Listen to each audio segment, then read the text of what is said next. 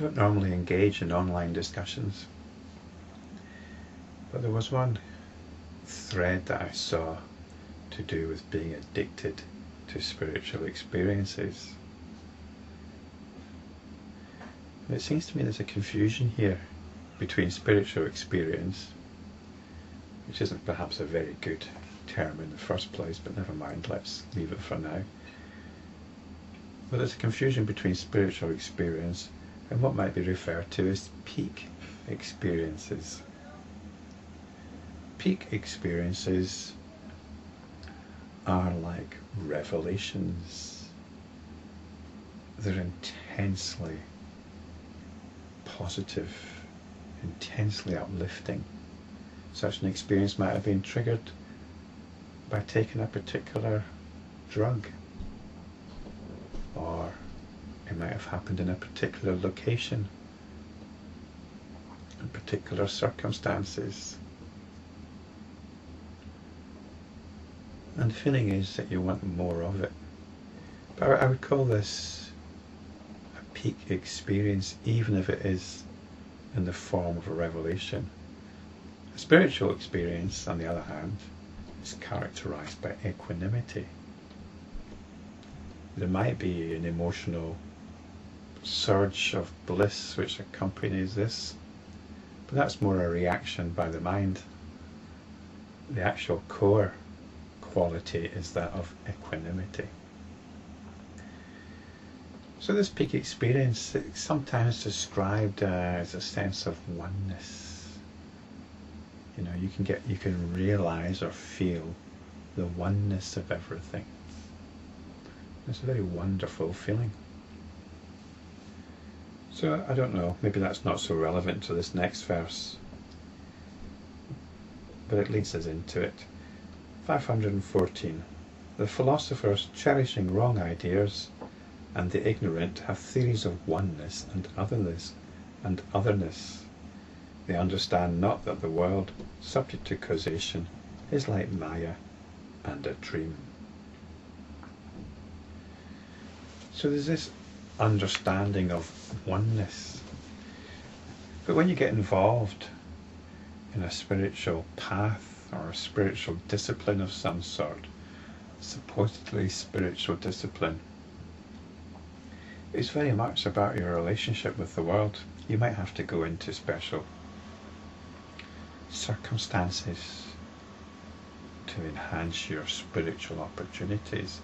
Maybe you have to go and live in a particular community, maybe single-sex situation, and follow a certain routine, certain lifestyle.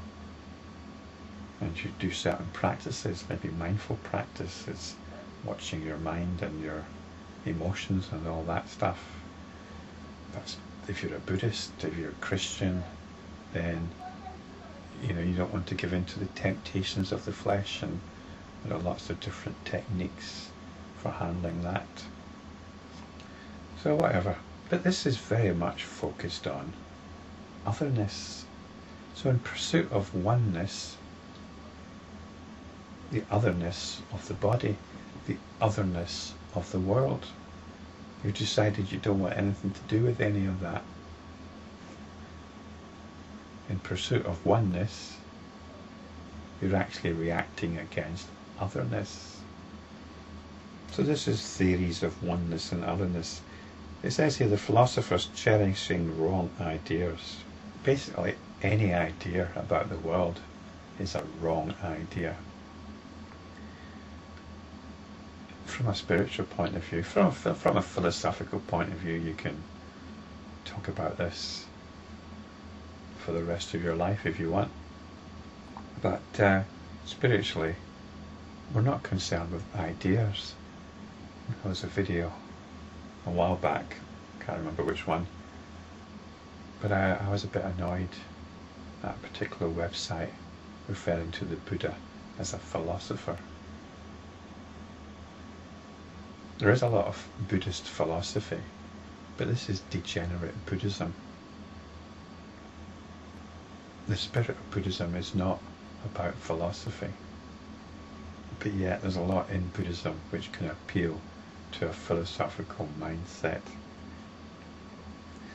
So we're not interested in philosophy, we're not interested in philosophical ideas. We're not interested in theories of oneness and otherness. What we need to realize is that the world is like Maya and a dream. The world has no independent, intrinsic existence. And it's like Maya. The power of Maya is that inclination to believe in the reality of the dream, to believe that it's other than a dream.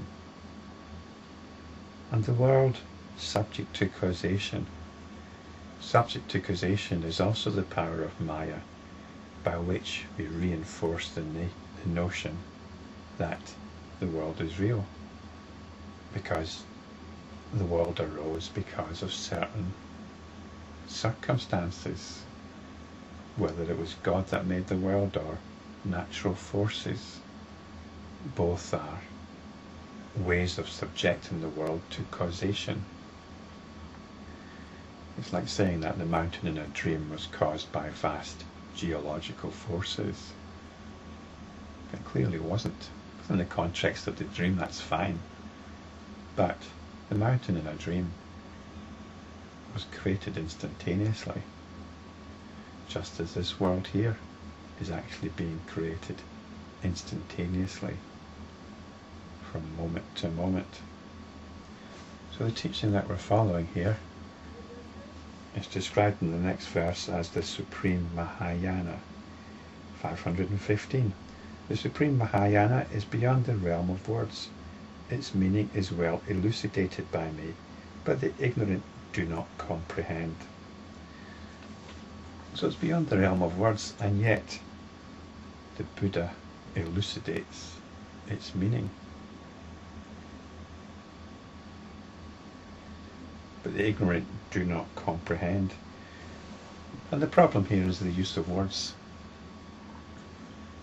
We habitually understand words to be describing ideas.